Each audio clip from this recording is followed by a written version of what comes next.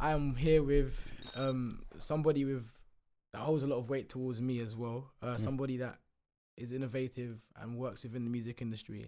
Very inspires me to do something that I feel that's very hard to attain. It's episode 5 of the Culture Podcast, and I'm joined here by Preye Crooks. Episode 5, by the way, right? No, you're doing well. I'm joined here by Preye Crooks, A&R at Columbia Records, and the founder of the Strawberries and Cream Festival. Thank you for having me, bro. How are you? I'm fine, man. How are you? I'm good. I'm well. I'm excited. Talk to me. It's good, man. Well, we're just going through. I want to pick your brains a little bit, but I want to first start off. I want to take us on a journey, first of all. So I want to pick your brains as of how you were raised as a child. So first off, the first question I've got for you is, where were you raised and how has that affected how you are today?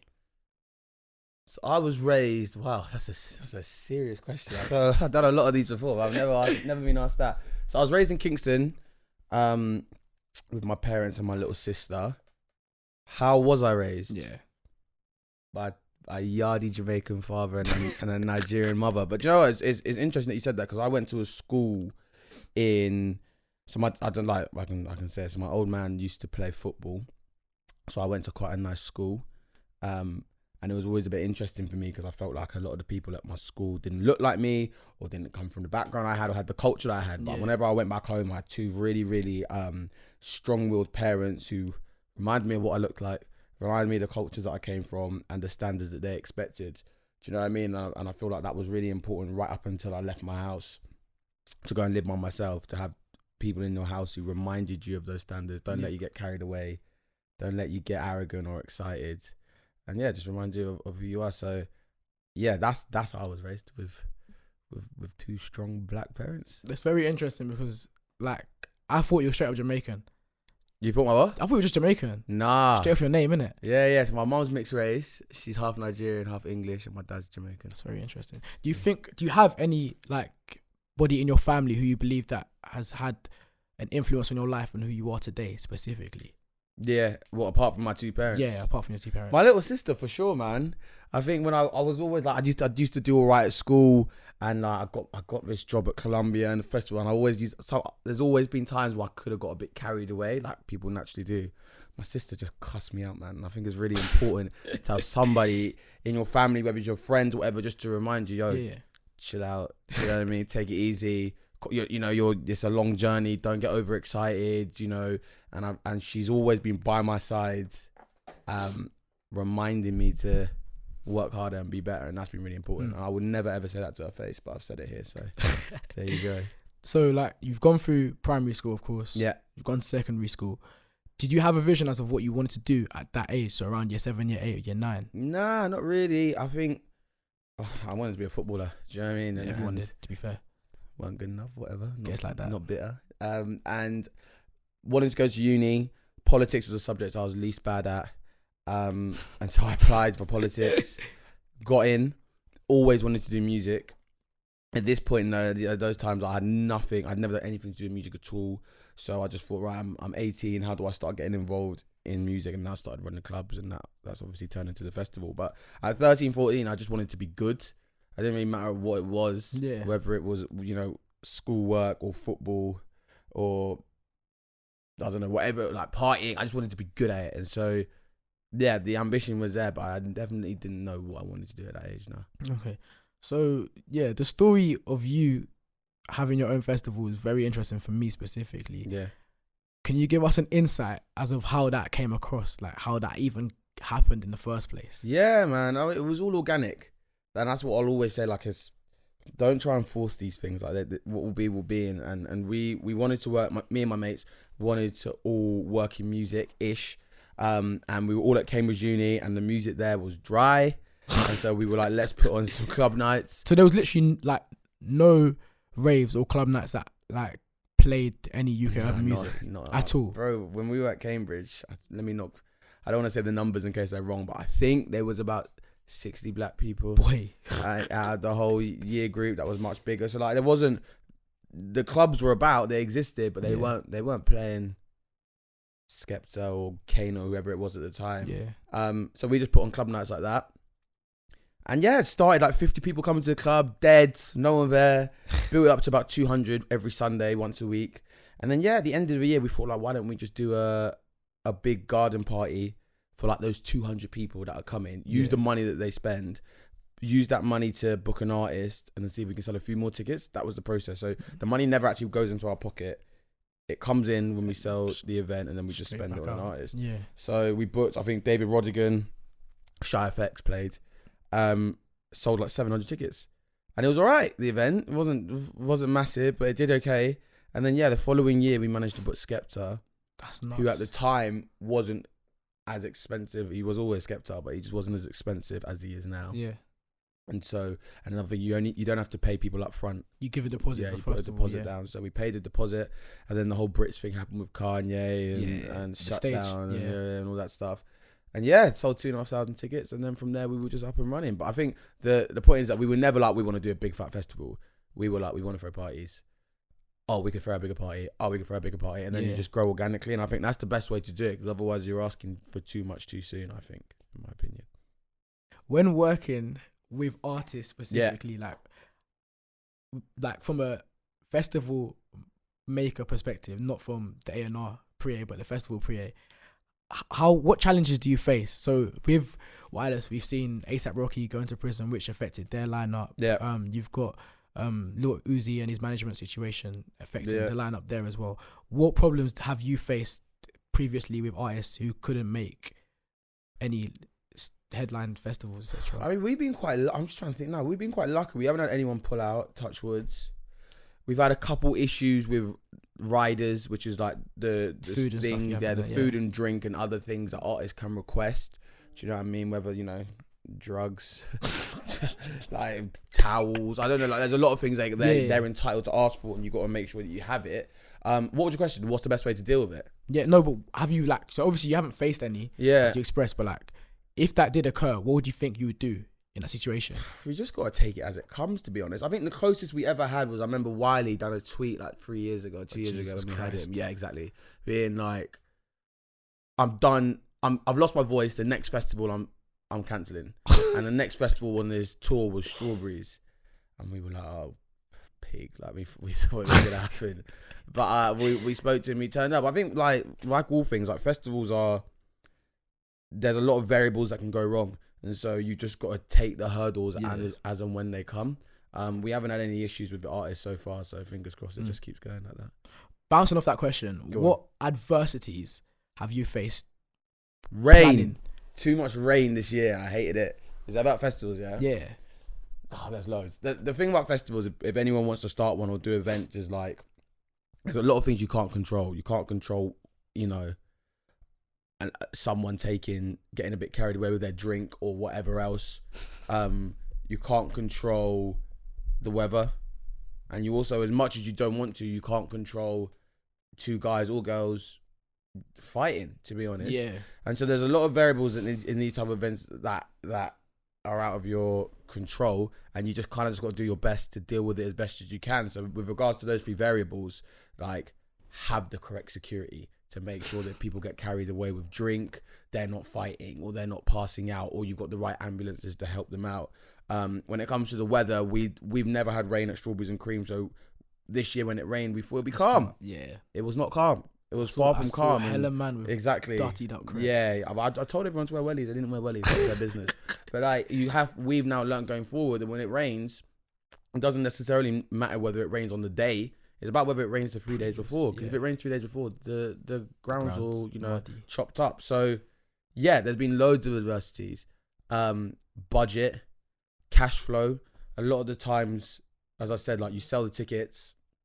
You have to wait for the money to come in before you can spend the money again. Yeah. There might be a couple of weeks when the bank account's not looking that healthy because, we're waiting for more ticket money to come in. So there's loads, but that's festivals, man. I think that's the risk that you take. And you get the reward from it. Yeah. Coming off festivals now. Yeah. You're an A&R. Yeah. A&R is basically artists and repertoire. What is your definition of A&R? Because I know a lot of different people have different definitions of A&R because people have different perspectives as of how to A&R. Yeah. What is your own personal definition of A&R? I split into two things. First one is just trying to find the next best artist in the country, whether that's Adele, Ed Sheeran, Stormzy, whatever it might be. And the way to do that, there's no rules, in my opinion. There, you can go on, spend hours on SoundCloud and find artists there. You can go to parties all the time and bump into Notes and ask Notes who he's working with. Whatever, it doesn't matter, but you just got to find the best new artist first. That's the first part. Second part is once you've found that artist and signed them, you've got to help that artist in any way, shape or form to make a record or a project or a mixtape or whatever it might be. And that will be, finding the right producers for that artist to work with, finding the right mix engineer, finding the people to master the track, helping out with the remixes, finding, feature artists, whether that be here or in the States or whatever. And, being able to present something to the label where you're like, we've got music. And that's it really. It's quite a straightforward job. It just gets complicated once the process starts. But that's how I would describe what A&R is, yeah. Okay. So once you have all of those factors dealt with, and you've got a song to present to the label, what adversities do you face there? It's just the start, innit? But the first thing, the label might not like it. Yeah. Issue number one. Issue number two is the legalities behind a lot of the stuff. So I won't use names, but you could have a feature artist from the States and my man can't travel to the UK, so what are you gonna do for the video shoot? My man wants 60 bags but he wants it in cash. What are you gonna do? There's the label are brilliant. There's a PR team, there's a digital team, there's a marketing team. Once you pass the tune to them, the process actually really begins, and there's a lot of issues that are in that process, but it doesn't mean you just got to do your best to jump those hurdles, and no one release is the same. And a lot of times when people don't realize why, an artist can disappear for 4 months, it's not because the artist ain't making tunes. It might just be it's taking a really long time to get that feature artist. We might not feel that the chorus is right. We might want a video to be in a certain location, but it's booked out for the next 3 weeks. So there's a lot of adversity, but you just deal with it as it comes. Yeah. I do hear a lot in the music industry where somebody somewhere has thought a song has popped off, and then somebody else in a high position has said, nah, it's not a thing, and then they've gone elsewhere, presented that song, and they've gone rid with the song, invested in that song, and it's actually gone to be something that it was. So there is a lot of blurred lines, and obviously music is opinion, so you can't really just judge music off. Everybody has a different perspective of music, and music touches everybody differently. So obviously the role of an A&R is very, very sketchy and blurred as well, I think personally. 100%. You just gotta, it's just about working with great artists to make great music. That's kind of it. Do you know what I mean? And the way that you do it and how you do it and the results that you get is based on the individual A&R. But I also think you don't need to be in an A&R job to be an A&R. Yeah. There's loads of people doing A&R who don't have those official titles. Do you know what I mean? It's just helping artists make great music. And ultimately it's always about the artist. And all we can do is help amplify the artist's ambitions or enable them to do what they want to do. Yeah. Ultimately it's down to them. And you just want to be there to support that. So yeah. Obviously, because you work for a record label, you have to now work with the artist management and the artist management team. Are there any complications that occur when dealing with them? Yeah, but you nailed it yourself, bro. Like, this is a game of opinions. Yeah. So the tune will get played. Manager might like it, I might not, or vice versa.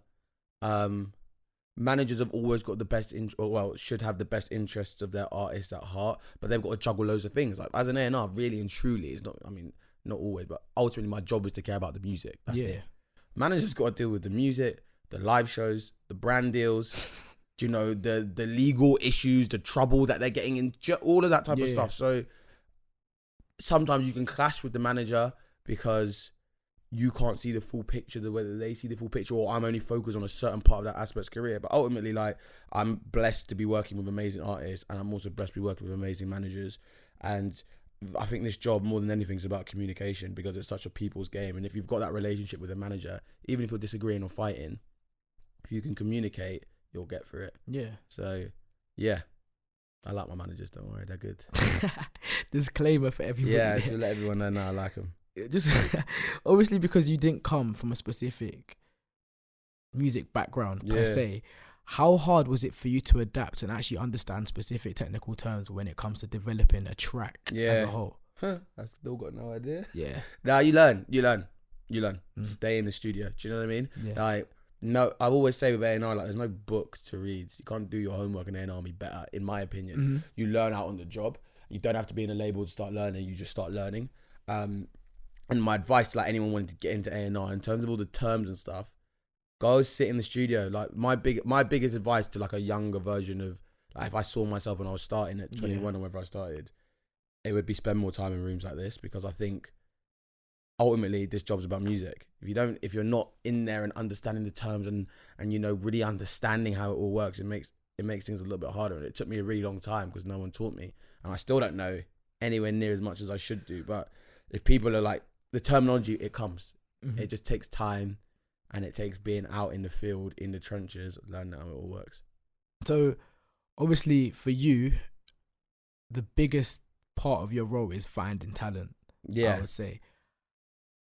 How do you come about this? Like, how do you go out of your way to now find talent? What routes do you take to find specific talent from different areas? Yeah. I mean, I'm blessed now, bro, because you get emails. Yeah, I hear that. But I've been doing this 3.5, 4 years, yeah. right? But when you start, you don't know anybody. You don't know what type of A&R you want to be. You don't even know what type of music you want to sign at that point, because you don't even know, like, you're new, you're fresh. And so everyone's got their own ways. Like, I like to party. That's always been what I wanted to do. I like events. And so I used to just go out. Yeah. Because when I used to go out, I would bump into artists. I would bump into producers. You'd be drinking. And I'd just be like, what's going on? You heard anything good? You heard anything new? You go to a gig. You'd bump into a lawyer who's trying to look after him. Be like, yeah, I'm trying to pick up this artist. I'm trying to pick up another artist. That's how I found my new music. There was a girl who I used to work with who would just sit on Spotify all day. And she was brilliant at it. Everyone's got their own technique. I don't think it really matters. Mm-hmm. Just work out the one that's best for you. Do you know what I mean? Yeah. And become an expert at it. And then as you continue to, you know, get bigger in the game or whatever it is, get promoted, blah blah blah blah. Hopefully, more people know you are, and the music starts coming to you. But you should always, you know, as you said, our jobs is about finding music. So you should always have that skill and make sure you know what's going on. So now, like, you are Preye Crooks. You're an established A&R. not Preye Crooks. You're an established A&R at Columbia. What artists do you work with? Do I work with? So I work with Notes since January. I work with B Young. Mm-hmm. I do Kenny All-Star. He's got a banger with Dig That everyone should go listen to. I smashed that already. Yeah, it's good. Yeah, good. Love you. Good. Yeah, the beat on that is rude. It is, isn't it? Yeah, big up Kenny for that. I do the Beat Freaks. I do Amelia Monet. I do a brand new girl called Our, Swedish girl, who's sick, hasn't put music out yet. And then I've got a couple of dance guys as well, Click and Left Wing and Cody. And I think that's everyone, and if it isn't everyone, I apologise. But yeah, it's a good squad, and it's a diverse squad. Mm-hmm. It's all pretty urban or dance focused, which are the two things I like. Yeah. Strawberries and Cream is urban and dance focused as well, so it all ties in together nicely. And yeah, man, it's just about developing all the projects as much as, you know, I can, and offering as much help as I can to make them all grow. Obviously, Kenny All-Star is an interesting one because he's not specifically... He's classified as an artist because he's a DJ, but he's not a singer or a rapper, etc. How hard do you find it working with somebody that is not really put under a category that's very easily marketable like that? Yeah. Well, like, can I swear on this? Go ahead, bro. Go ahead. I was just gonna say, like, all that stuff, like, you give a shit about. Like, to be honest, like, people like good music, and people buy in. In my opinion, people buy into people. Mm-hmm. People bought into Kenny because he's so authentic. He is so passionate about the music that he plays. He's got an audience because of his One Extra shows and is mad about bars. And because he really understands the culture and the audience, he's able to pick out the right beats. And so for me, he came to me with the ideas that he wanted to put out some music because he felt he really understood how it all worked. And I was like, bro, no questions asked. I want to support that. And I'm very happy to. And the tune that came out last week with Dig That is flying at the moment. And hopefully it's the start of like a really long, successful career for Kenny. But I think it doesn't really matter whether you're a singer or a rapper or a producer. I just think it's about, are people going to buy into you? And are you good at what you do? And are you unique? Yeah. And I think Kenny is incredibly unique and smart and switched on. And yeah, I wanted to support that. So yeah, big up Kenny, man. He's banging. Big up Kenny, I'm man. gonna send this to him so he sees that I've bigged him up. Don't worry, his pattern. Kenny also has a mad DJ though. Yeah, he's the best. Like he's done Yeah, he Strawberries and Cream for the past 2 years, in my opinion, and I love everyone who's played Strawberries. But Yeah. like, his set is always outrageous. It's versatile And as well. It's not just specifically one genre of Nah. music. He goes out of his way to find different pockets of music. 100%. He studied the game and he believes in what he believes in, and it's worked. So yeah, good on him, man. And we've got more tunes coming as well. So just watch that space. Okay. Obviously, because our culture doesn't really highlight or express the importance of signing for a specific or for a record label, in my opinion, like the being independent has become more popular. I think it's more of like a fad, not a fad, but like a trend kind of thing. Yeah, of course, and man. a lot of people are buying into that. What would you suggest to an independent artist who is getting offers from record labels, but is not sure whether to sign to a record label, but is slightly buying into the trend of I'm going to stay independent, I'm going to do independent? It's a difficult question because every artist is different, right? Every artist is at a different stage of their career. Every artist's got different ambitions. What I would say is there are lots of good things about labels, in my opinion. There are lots of bad things about labels.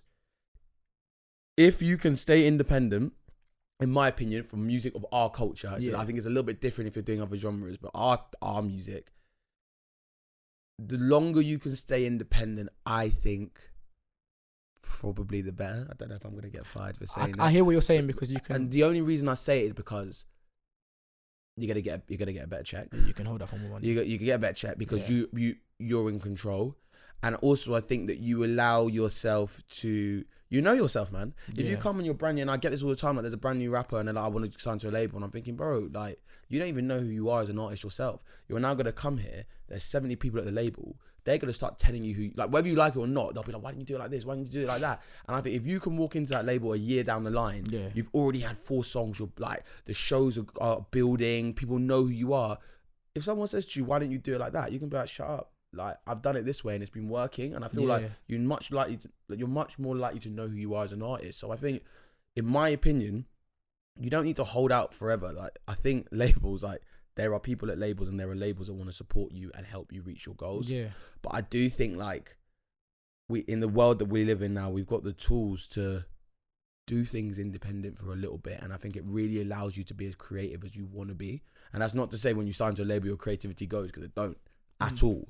But you're naturally with a bigger team. There's other opinions. There's other goals. There's other ambitions. So don't rush that process. That will come. But make sure that you know exactly who you are as an artist. Make sure that you're motoring, because that way when you go to a label, you call the shots and not them. That's my opinion.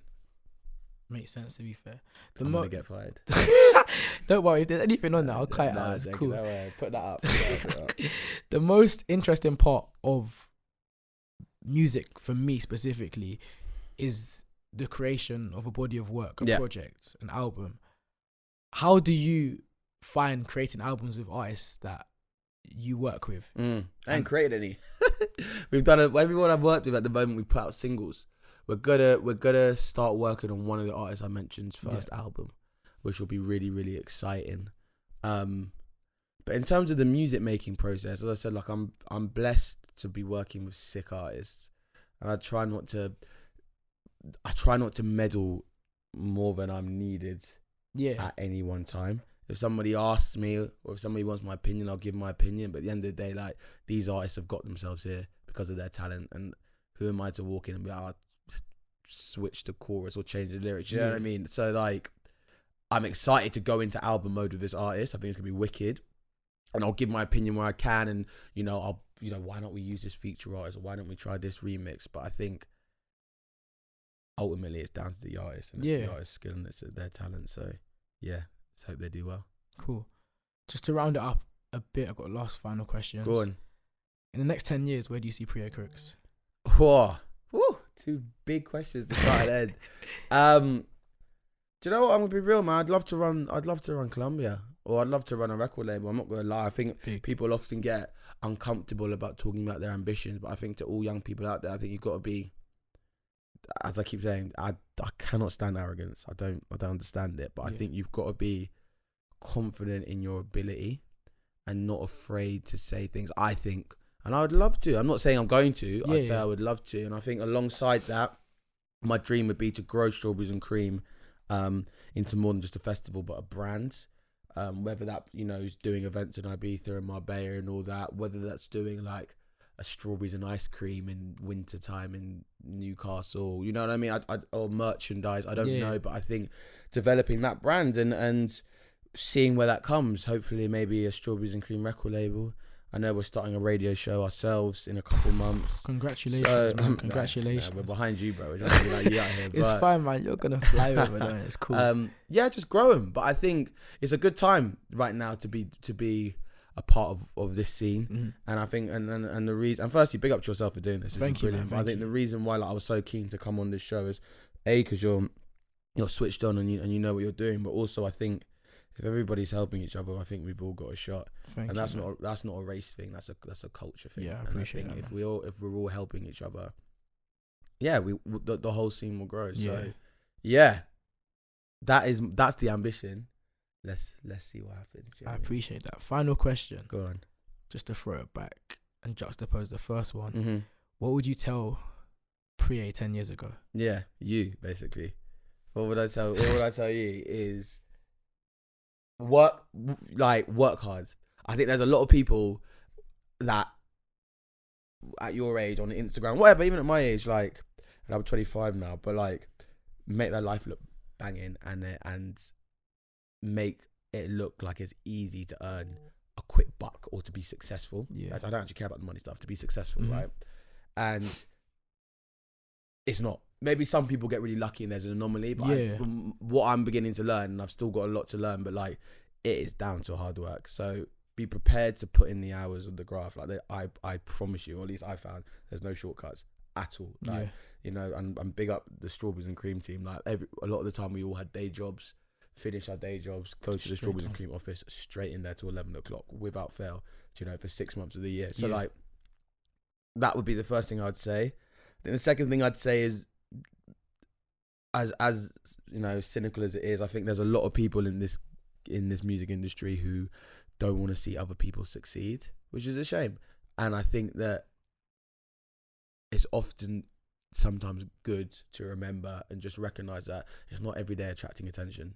You don't need to constantly remind everybody that your song is top 40 or that it just went gold, or you don't need to Instagram every plaque that gets sent your way, because if everyone knows about you, they know you got the plaques anyway. Do you know what I mean? And I think that when you attract too much attention to yourself, you're asking for people to take you down, to be honest. And I always think that I never got told as a young boy, and often actually I think as young black boys we often don't get told about being flash sometimes and being excited to show that we're doing well. Do you know what I mean? And I think there's nothing wrong with taking the Instagram. That I do it all the time, but I think at the same time, just remember it's not every day head above water.